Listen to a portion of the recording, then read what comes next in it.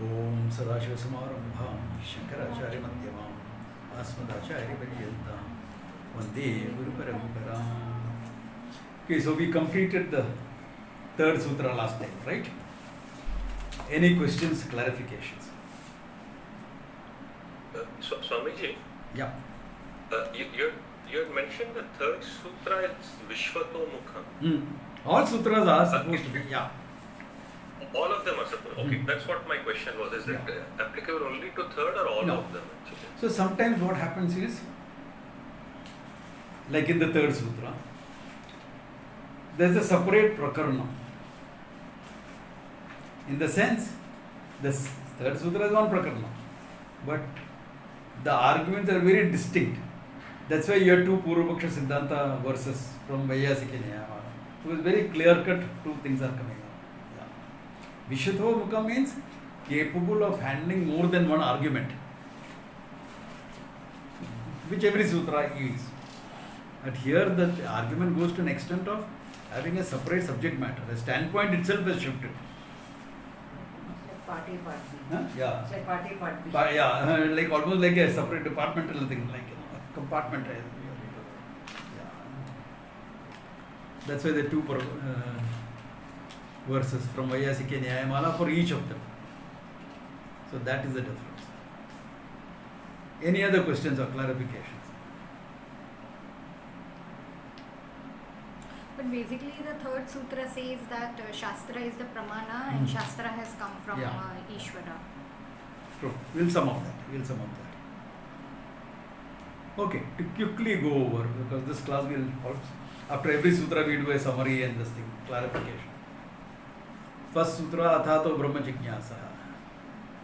Atha meant Sadhana Chatushtaya Anantara. Remember, see, Adhyasa Bhashya we saw that introduction. That everything is established only because of Adhyasa. In fact, if there is no Adhyasa, there is no Vedanta. Because if there is no Adhyasa, bondage is real. And if bondage is real, you will need karma to get rid of it. And if you are depending on karma to get rid of it, it will become finite. It's free today, born tomorrow again. Can happen. Like a country. Fine. You can come under bondage again with some other things. So those type of issues will come up. So Adhyasa became important in that sense. All the elaborate arguments we saw. Then Athato Brahma Jignasaha Sadhana Chatushtaya Anantara. Gurumeva Vigachet, Shotrayam Brahmanishtam, all that. Samet Panihi, all your qualifications. After the qualification, what you have to do came in the second word. Then Brahma Jignasaha became Brahma Vichara Kartavya. Jnatum Ichha Jignasaha, that Jnatum Ichha is converted to Vichara, Lakshanaya. Okay? All this we saw in the first sutra elaborately.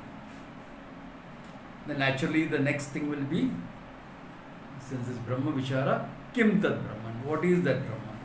Okay? And we saw that Brahman is Janmadhyastha Yataha. Is Janmadhyasti Yataha, he said, in the sense of Tatastha Lakshana, not Swarupa Lakshana. Because when you give Swarupa Lakshana, the Tatastha Lakshana may be left out. But if you give the Swarupa Lakshana, by implication, by context of the thing in which it came, the topic came, or the Tatastha Lakshana came, the Prakarana in which it came in the Upanishad, the Swarupa Lakshana will come in. So Swarupa Lakshana, of course, Satyam Jnanam Anantam Brahma, but he deliberately gives Tatastha Lakshana there. Okay? And show that there is two things, Jagat Karanatvam, plus Jagat being a creation which cannot be established by anything other than the Shruti. Logic cannot establish that. Then single Karanam cannot be established by logic. So that also the Shruti has to come in. So that we saw in the implication in Janmadhyastha. Then Shastra Yonitvat. Okay. Now in the first section of Shastra Yonitva, he says Ishvara Sarvajnaha because Shastrasya Yonihi Karanam. That argument becomes important. He does not bring into the picture this world, this dimension. Given. Science, etc., in time will figure out. About this dimension, your Pancha Pramanas will work. Because your Pancha Pramanas are meant for this dimension, for the earth and this earthly dimension. Earthly dimension means all the planets that you can identify in the whole cosmos, all the solar systems, everything comes in. Galaxies, everything comes into the Bhuhu. Okay, into Bhuhu. This dimension, it comes into. So that means what? There may be another earth somewhere where the Veda is being seen by the rishis right now. Possibility, no? There's another earth somewhere where they are in Satya Yoga at that time. Not really, okay? You can't be in Satya Yoga. We will have a logical possibility, but if you are looking at it, if Satya Yoga is meant for whole Bhuhu, then if there is another dimension, there also will be in, if there is another earth, there also will be in Kali Yuga. But you don't know.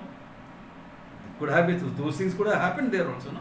Like it happened here, there also it could have happened. No? Simultaneously things can happen. Okay? Simultaneously things can happen. In Mahabharata there is a rishi who is in the form of a crow. He is a time traveler. So you have seen dozens of Ramayana happening across yugas.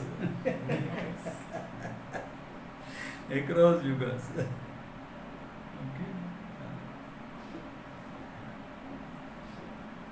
It seems Jambavan also remembered different yugas. Okay. Whatever. Possible. Because the memory, if you can remember last lifetime user, you can remember last time for different yuga also. Difficult, agree. So they were exceptions. If it is true. Okay, anyway, all that apart. So he takes the Shastrasya Yoni Karanam as Lakshana for Sarvajnatva. That's important to understand that. The big picture, it's important to understand that. Why? Because the Shastra talks about things that you can't figure out. With your Pancha Pramanas, you can't figure it out. Even in this one dimension that we are existing, three-dimensional world, there's so many things which no one individual will be able to figure out. This will have to be lifetimes of learning. So many people will be required for any one discipline of knowledge to develop that. So keeping that in mind, he said, there is only one dimension. The Shastra deals with 14 dimensions. When the Shastra says creation or manifestation, it is talking about 14 dimensions, not just one dimension. Therefore, someone who is revealed about that 14 dimension should have more knowledge than what is revealed. That's the logic now. What can be said is less than what can be written.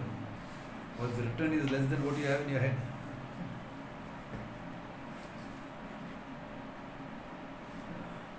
Because when you are writing, you can refer that, use ChatGPT. Okay, please don't.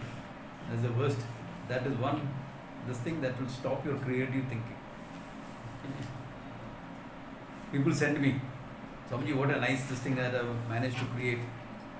I take one look at it and say, ChatGPT, come on, or AI, some tool you have used, very evident. The choice of words will tell me that. I mean, in my field, other fields, I don't have the expertise, so I can't say. In my field, I can say. So, writing, you can have more than what you say. But what you have inside your head is much more. That's why you can keep on adding. No? It's like you write a doctoral thesis. You made it as elaborate as you could. Then what? I didn't say this, I didn't say that, I didn't say that. Then you get postdoc papers coming out. Why? Because there are still things that you have not said. It's always will be like that. So then he says, therefore, since it has come from Ishvara, Ishvara has to be Sarvajna. That's the argument he uses. Ishvara Sarvajna Pramana, that we'll go into later. But the argument here is that since he has revealed the Veda, he must be Sarvajna. Because we saw all the discipline necessary to study the whole Veda. That way we are studying a small branch. Okay? We can have an intense 3-year course and become Vedanta teachers. But if you have to be a Mimamsaka and learn to be a ritualist proper, Acharya, you can do independent yagas and things like that. Study is much longer. Actually the study is much longer. Because a little bit of Jyotisham, astrology you will have to study, little astronomy you will have to know. And of course, Kalpam, Dasdar, etc., all that. So the study actually in many ways is longer there. Why? Because the subject matter is bigger. No? Why? Desires are many, means are many. So if you're going to deal with that, you need more time and effort.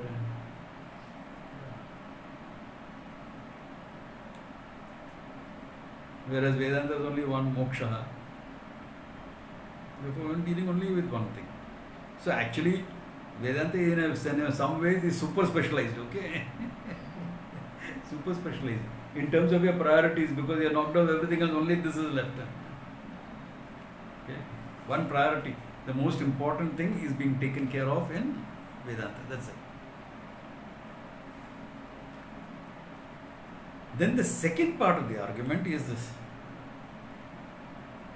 That what is a pramanam for Ishvara? Including Ishvara Sarvajna. Where does the pramanam has to come from?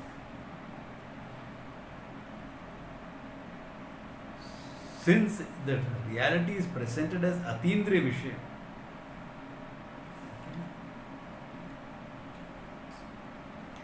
the source of time and space should be free from time and space. Can't be conditioned from time and space. Therefore, you can postulate there is something, but what is that something?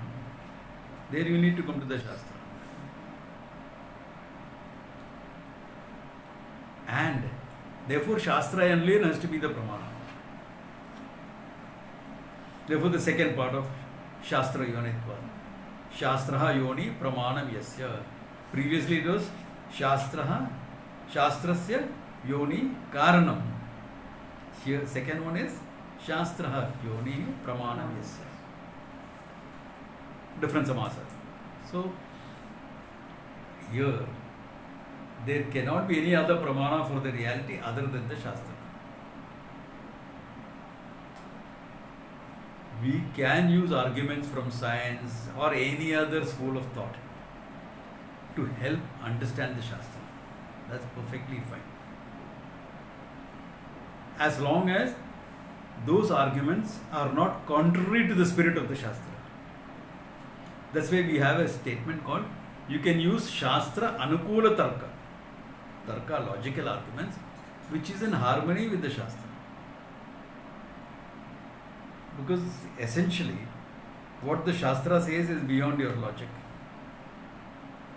At the same time, it is logically presented. Because an illogical statement is not beyond logic, it's within logic. Because it is logical. If you can prove it is illogical, that's logically being proven. So that doesn't become beyond logic. My old example, that there is a heaven is beyond logic. Okay, Baba, Shastra bolta hai, maan liya. Then for this little bit karma, like I heard on YouTube, so can do all the wrong things in the world. Murder, raping, this, that, sab kar sakte. But you pray. Lord will forgive you and take you to Jannah. What logic is there in that? What logic is there? Because one karma cannot negate all the other karmas. That's the illogical statement. No? One karma of praying cannot negate all the other karmas that you have done. So that statement becomes illogical. That is not beyond logic. People will like it, of course. Why? You have permission to do everything and everything you want. That suits them. We are the fastest growing religion. That proves we are right. No, it proves we are convenient. What you are saying is seductive. That's all it proves. It doesn't prove anything else. You are giving in to what people want. Because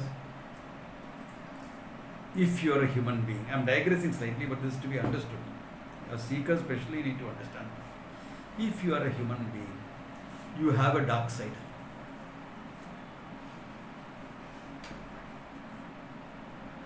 What you call baser emotion, negative emotion, we all have it. Okay? Which are sense of dharma, rules in the society, etc., keeps it under check. It's important, especially if you are a seeker, especially if you are going into growth issues, that you become aware of your dark side and learn to be comfortable with it, not deny it. If you deny your dark side, it hijacks you when you least expect it.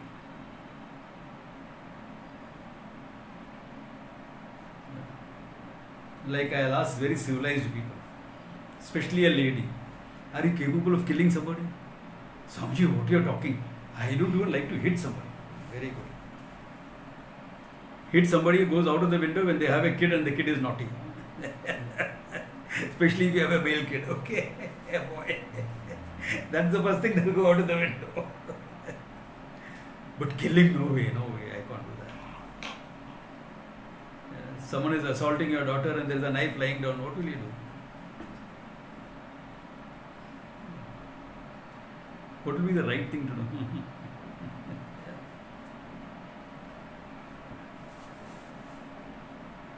It's important. Yeah, I am capable of it. I am capable of taking the knife and stabbing him. If you know that, you will injure him and incapacitate him. If you don't know that, it will hijack you and you will kill him. That's a big difference. If you know you are capable, then you will put it under control. Response will be controlled. If you don't, if you are not comfortable with that, your response is hijacked by the dark side.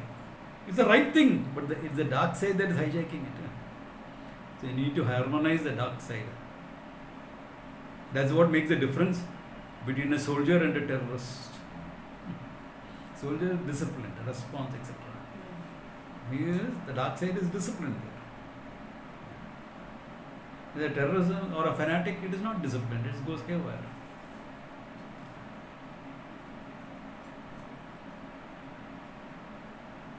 So it's digressing. Okay? So any system of philosophy that gives you permission to get into the dark side, you'll be very happy with it. And it is in the name of religion, then you get even sanction, a religious sanction. Religious sanction.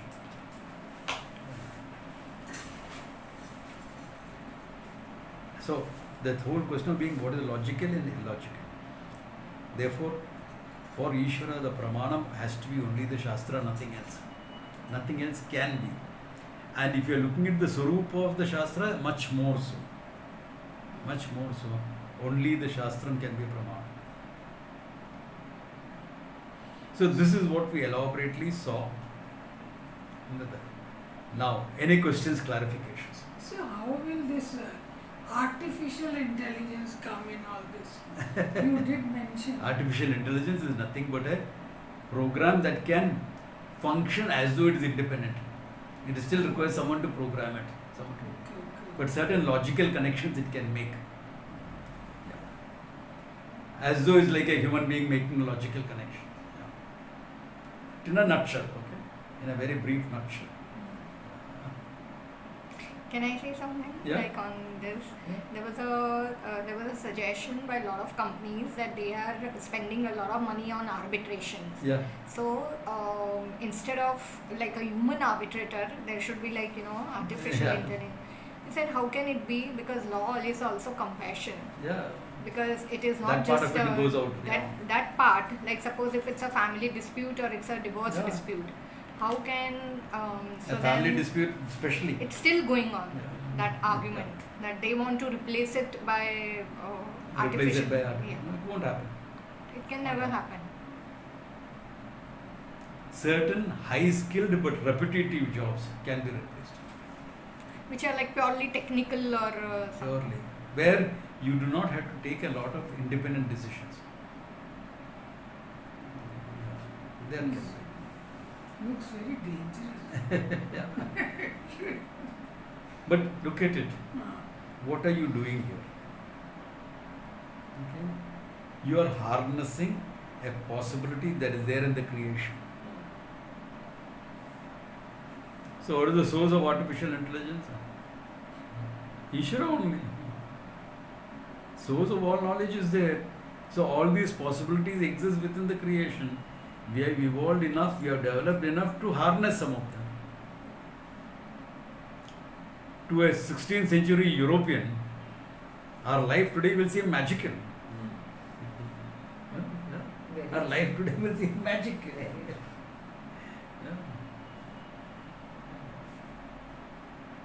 You are actually going to the moon. And coming back. And coming back also. It'll seem magical. That is because science developed to do that.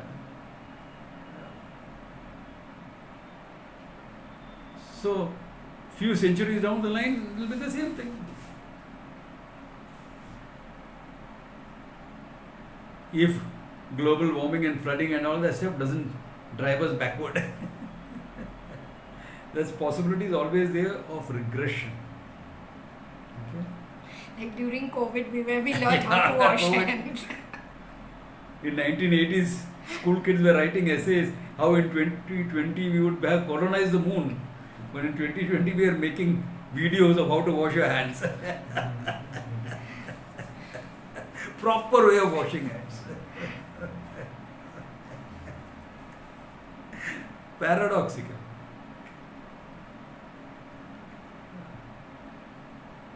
So, no one knows.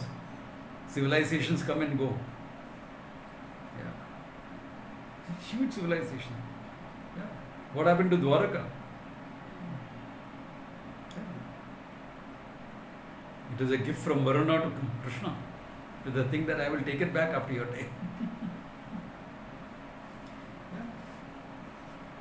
It's a huge civilization. There was no city like Dwaraka.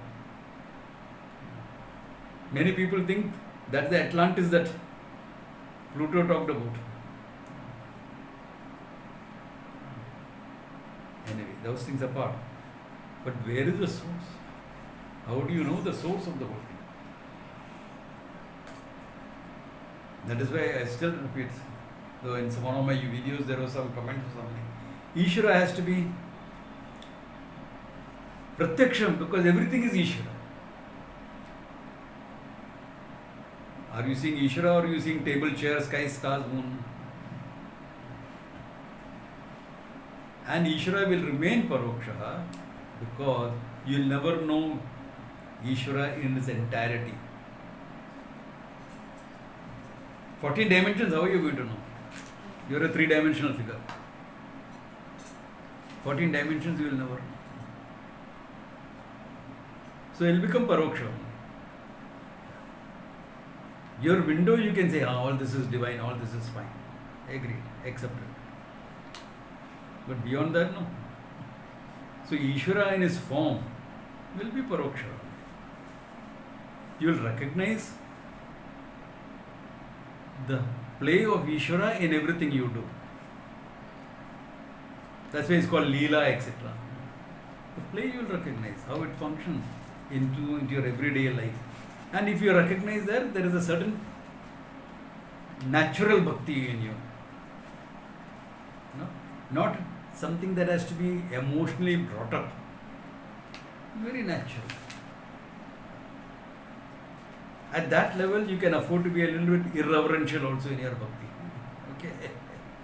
When the bhakti is natural for you in this sense, then some amount of irreverence also is equally natural.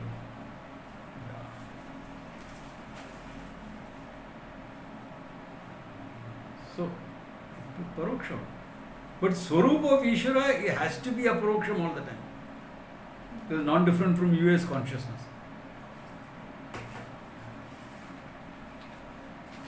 Therefore, that is Nitya Aparoksha. His form is Nitya Paroksha, but his Swarupa is Nitya Aparoksha. Even when you don't know it, it is Aparoksha. Because I is Aparoksha. I can never become Paroksha. I is always immediate and direct. And the problem is, why Shastra? There is no way you are going to stumble on this knowledge by chance. I stumbled on the consciousness. Not possible. You can stumble on penicillin. In fact, penicillin discovery was an accident. One of the most important discoveries in the field of medicine, which changed the survival rate of human beings. Penicillin was discovered by chance. And Fleming, Dr. Fleming, when he was growing a mold for something else, he found that there is another thing that is going up, destroying all this. What is that? He examined, he discovered penicillin. Now, why he called it penicillin and all, don't ask me, I don't know. Okay.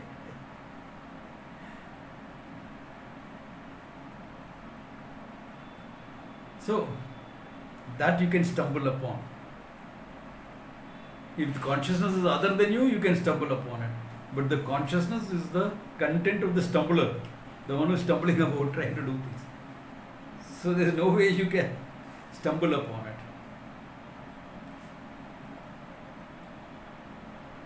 Can you? There is no data available. Therefore, you cannot sit down and speculate about it also. You can speculate. What is the human being about? You can come up with some theories. All the theories will concern your functioning. Isn't it? Because the human being you are aware of is a functional human being.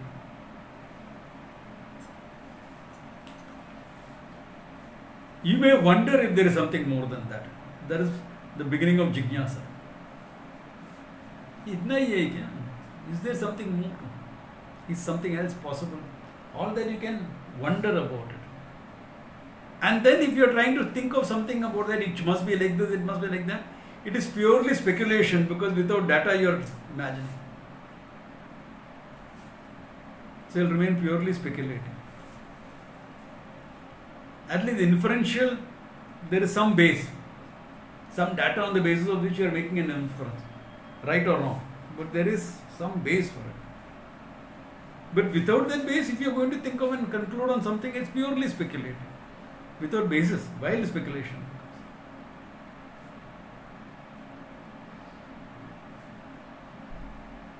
In fact, how is a person who is a thinker of the human condition, and if you are a thinker of the human condition, you will be aware of your vulnerabilities, your frailty as a human being, your limitation as a human being, the non-human part of you, what I say, the dark side, human part, the dark side. All this you are aware of if you are a thinker of human conditions. How is that guy ever going to think that that flawed human being is limitless consciousness? In fact, for such a person, even to in spite of teaching will be difficult for him.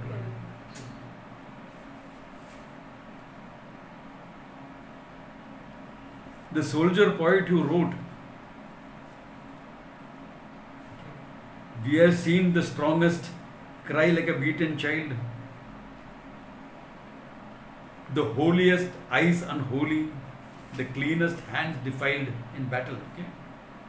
We that have seen men broken, we know that man is divine. He is closer, he can be taught. Why? He has experienced life conditions in his verse, and he knows, hey, I've survived that. I've been through hell and back, I'm more than that. He can be traumatized by that, or he can grow. He can be traumatized by that. Yeah. War trauma is common. Not so much among Indian soldiers because of the base of religion and support that he gets from the family and the village that he comes from. Because of that, it is less. Okay? But otherwise, it's good. So that guy who is grown is closer to understanding the truth, is closer to an adhikari. Maybe a bit cynical, but he'll be closer to being an adhikari than the guy who is just thinking of the human condition. And so even with teaching it becomes difficult. Then how without teaching you're going to understand that? Tasmat Shastram Pramanante. To understand the earth, there's nothing. Shastra Yonitva. There's no other way. There's no other way. To digress a bit, but this is important. To understand the human soldier's condition in a Western nation and in India. Okay. This is, I think, Sahara TV ad or Z TV ad. Z TV. It's a very nice ad. The Subedar Major is called up. His daughter's marriage has been fixed for next month. And today, operation is called up in the border. He says, Beti, I have to go. So the wife says, you go, we will see something, we will take care of it. See if you can get 2 days leave just to come for the wedding. You go, you have to go. He goes. 2 boys land upon a motorway. Pantal committee reporting for duty. I forgot to take the caterer's number. Neighborhood Mami saying, we are there na, hum log catering kar lega. So like this, the whole village joins in. And then day of the wedding, and the father lands up, he says, everything is set. How is that possible? Oh, we have a whole family here. Indian villages where the soldiers come from, this support is available. City doesn't get it. City, forget it. City we have westernized. But city also we got it. I remember in 71. Okay. Lot of stuff I did was out of uniform. But I'm traveling in my scout uniform, scoutmaster's uniform, bus, BST bus, okay. I'm asking for a ticket. साहब आपसे ticket नहीं लेगा. अरे यार मैं तो फौजी नहीं हूँ. साहब आपसे टिकट नहीं लेगा. That is it. The conductor. His supervisor gets into the bus. I said, guy is refusing to give me a ticket. It's a minimum we can do for you, sir. That is the type of support. Changing with the way the Congress is going about its propaganda, doubting the soldier for what he is doing, but hopefully it will remain. So this man who has grown in with such support, he will grow. With this much of support there, that experience of war will only make you grow, because you are validated as a person. Even though you have been to hell and back, as a person you are validated, so you think it is worth it, and then you will examine it and grow. So for that person, teaching is easier. It will work out faster for him. But otherwise, there's no way you can speculate and come to this understanding. Even when Nietzsche, they quote Nietzsche saying, Nietzsche was the inspiration for Hitler. Comes close to Vedanta. He's talking about the human ego. Nietzsche is only talking about assert yourself, all that is what the ego you're talking about. Not a wonder Hitler became what he became. If you take it to too much of extremes, what Nietzsche says to extreme level, you will end up like Hitler. not like a wise person. Okay, full of love and compassion, and of course ability to be confrontative. That's not how you will become. Yeah. You end up like that. So, Shastra is a pramanam. That is why it's also mentioned in the Shastra. Aupanishadam Purusham. Aupanishadam Purusham means you can know only from the Upanishad. Nowhere else you will know that. So, any literature that talks about it has got some influence on this, of the Shastra.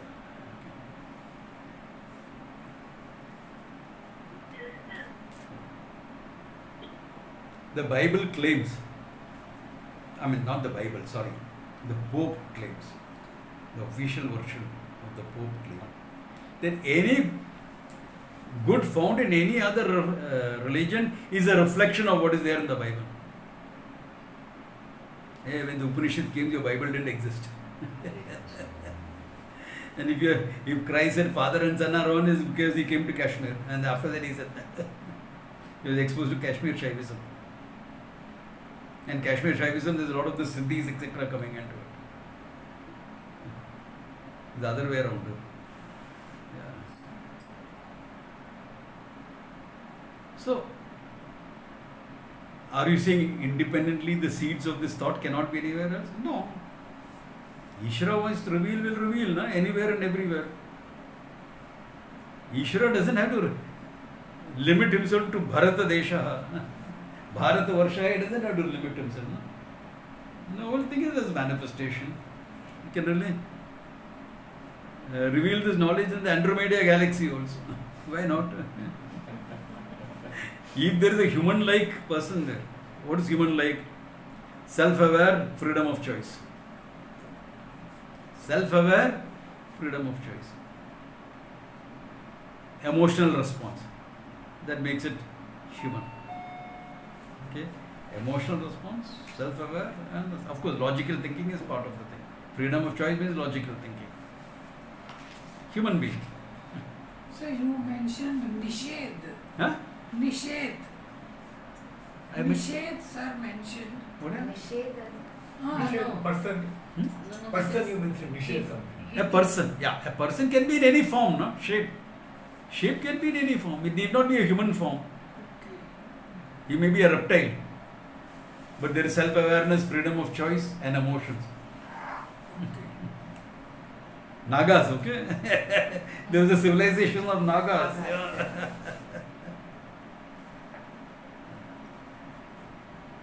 It could be any form. Who said? But if that much is there, so is there another religion? Seeds of this thought are there because Ishvara revealed. But they didn't understand, therefore they didn't keep it up. They didn't understand. I told you the story of Moses, no? When he went up on that hill, Mount Sinai. What type of a God you are? I mean, look at that question. What do you mean, what type of a God you are? Because he came from an Egyptian culture, his background, where there are many gods, they're pantheon. So you are supposed to ask that. And God replies, I am that I am. I am that. Yeah. So how must we be? From our standpoint, we can understand. We don't know whether Moses understood or not. I can take a tough stand, a confrontative stand, and Moses didn't understand it. I can take that. Why not? Because there is nothing later on in his life, or in his writings, or in his teaching to show that he has understood that. Giving him benefit of doubt, being compassionate, and saying, maybe Moses understood. That is me taking a softer stance, which is also valid. As a logical possibility, valid. He understood. But he said, Lord, these characters are like monkeys let out from the zoo. They're all slaves are now, they got their freedom. Give me something to build a society with. So the 10 laws, etc., commandments, etc. came. Why? Because he had to build a society, before he can think of Vedanta kaisa baat karega. Basic dharma has to come into your life first. The society had to be built. And we glorify Moses because we see him in 10 commandments. But the punishment of stoning in Islam came from the Old Testament. Moses stoned a lady to death because she did some work on Sunday. And what was the work? Collecting some tendu leaves so that she could serve food for her family. The punishment was that harsh. So Moses as a lawgiver was harsh.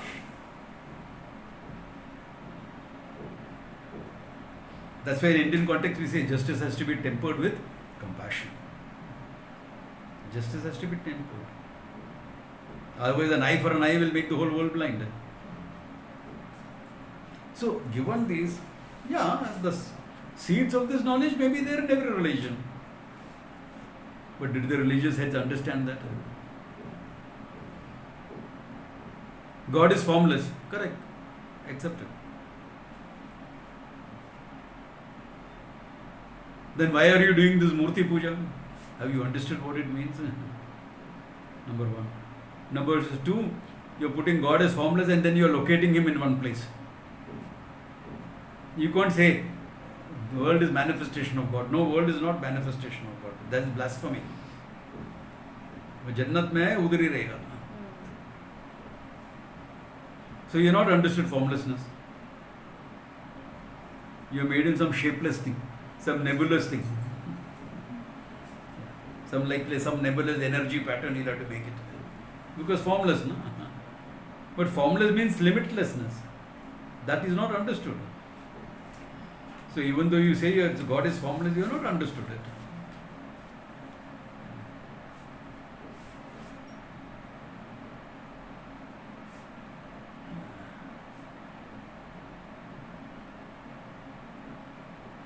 And then after that, when you go to your Kaaba, every ritual you do is Hindu, including going around, the dress you wear, unstitched cloth, dhoti and angavastram, and you go around clockwise around, same.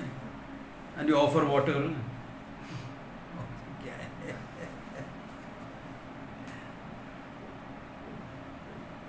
So have you understood?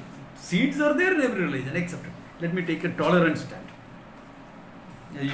Seeds are there, fine. Samjha hai kya nahi? Have you preserved it? Have you cultivated it? Do you have a system of teaching it? No. Is that your official religious stance?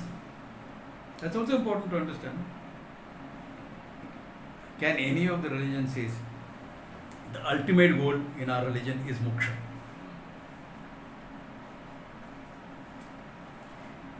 Hinduism, there are different schools because we are all inclusive. Irrespective of what level your adhikaritvam is, will include you into the process. Therefore, all of them will have moksha presented. Moksha is ultimate in all the schools. Their understanding of moksha will be limited by their growth. Their understanding of moksha will be limited by the growth that they have.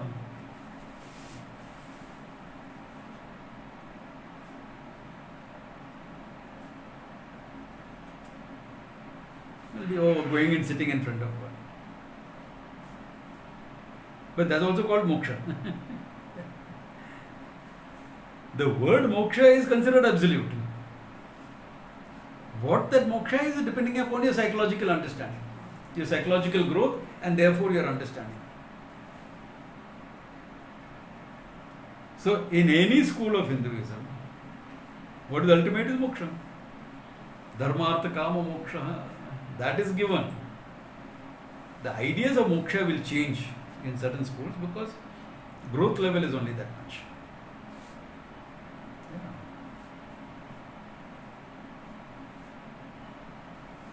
I need my personal validation here. I am missing a father figure in life, therefore I want God to be my father figure, my buddy, my whatever. Therefore moksha will be purely duality oriented, but being with God, which we can dismiss logically. Why? To establish what real moksha is about. So we also as Vedantins have to understand this. As Hinduism, everything is one. It's all inclusive. For Vedanta, we may negate certain ideas that's present in Hinduism itself. Not because it's wrong, because it is stepping stones. So in that, if you want to include other religions, there is no problem. For that, if you want to include other religions, there is no problem. But they won't like it when you say their religion is a stepping stone for moksha. Why, I had a fanatic yoga teacher coming to my class who got upset when I said yoga is preparing for Vedanta. Got upset about it. That means he neither understood Vedanta nor yoga. Yeah, nor yoga he has understood. Both he didn't understand. Yeah, that's what it means. Nothing else. So this is the whole thing in terms of the third sutra, Shastra Yonitva. That only through the Shastra you will be able to understand that. That's not a fanatical statement, it's a very objective, logical statement. That's like saying, only through an electron microscope will you see some of these bacteria. That's not a fanatical statement, that's an objective statement. So similarly here, it's a purely objective statement. Any clarifications after this? I've gone elaborate in summing up. Any clarifications, any questions you have? Shoot. So, Swamiji, Yeah. it seems like so far the Tvampada has not yet come. Is it in the fourth sutra? Yeah. Then, see, the Tvampada is understood. Okay? The Tatpada is the main thing. But the Tatpada is talked about as being the source of the Tvam also. As being non-different from the Tvam. That is one thing. And now the whole thing will be, alright, Shastra Yonihi for both. Mutually we have seen that. How do you know that the Shastra is only talking about moksha? The Shastra are only talking about Advaitam. How do you know that? How do you know that? How do you know that we are only talking about Advaita? Why not other things? Shastra talks about creation also. Shastra talks about all the deities also. Shastra gives so much of meditation in Taittiriya itself. The same Shastra that is quoting Satyajnana Manantam has given so many meditations of different devatas also. Sandhi meditation, all that, Samhita meditation, all that. So what is it all meant for? So, next step will have to be shown that Advaitam Satyam. How? Tattu Samanvaya. Tattu Samanvaya. By doing a Samanvaya of all the major Vakyas in the Upanishad, you see that this is the final stance that the Shastra has to take. The final Tatparya, the final intention of the Shastra is to show this. Which is what my teacher would put it in a very, very jovial manner. Remember Murari and the story? The Murari story would highlight that. Okay? I mean, there's some little masala added, but it's a true story. With Vishnu Devanji of Kailas Ashram. Yeah. That all your education is not meant, all your study of the Shastra is not meant to say Ishvara is separate from you. That without education you will know. You will need the Shastra to know there's something more than that. The oneness behind the whole thing to know, for that is the pramanam of the Shastra. Why? Abhadita anadigata jnana janakam. It should give you a knowledge that is not gained by any other means. That's the definition of a pramana. So if Shastra is saying, Dvaita is real, I don't know that. An illiterate person who's breaking stones on the road to make the road, he knows that. I know, अलग ही है, देखो ना मेरा हाल क्या है. Knows my Lord. अब तोड़ना पड़ता पत्थर. मेरा सिर नहीं धोता है, पत्थर धोता है. हाथ धो का क्या हालत हो गया. Yeah, he knows that, na. And after all the learning, the Pandita says you are not that. What is the difference? You have a lot of logic to back it up. You have a lot of logic to back it up, and the road worker will say, I have anubhava to back it up. I have anubhava to back it up. You say God is kind, prove that to me. I say God is unkind, मेरा हालत क्या करेगा? अनुभव है इधर. Yeah, what do you need?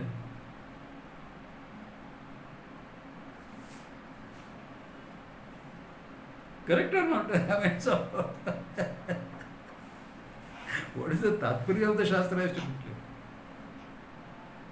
But Tattu Samanvayat, it is not merely dismissed, it is understood through examining a lot of the Vakyas. So then that way, the fourth sutra becomes one of the most elaborate of all the three or the four sutras. Okay. But that we will start after the break. Okay, we are having a 2-week break from this class. Okay, yeah, 2-week break. Yeah, because I'm in UK. I mean, I'm in UK only for 10 days, but 2 weekends we are going to miss. Okay, 2 weekends we are going to miss. So if there are no questions, we can call it a day. Any questions, clarification, shoot. All the best Huh? for your UK. So, videos will be put up. Any revision you want to do, any particular video you want to, because the date will be there in all the videos, plus either a hint of the topic also will be there. So, all that is available. Anything revising you want to do, independently you want to think something, think about it. Just a Sunday. Okay. Then we'll pick up again when 10th August? 10th. I will just I think look it'll be 10th. 10th August, no? No, 11th. 11th? No. 3rd, correct. 3rd is 10th, Sunday. 10th. August 3rd of August is Sunday. So 10th August we will meet up again. I'll put it up in the groups also. But okay. So take care. Have a nice time. Enjoy yourselves. So those in UK, I'll see you all. Yeah. So, Have a good Okay, day. sir. take care. Bye. How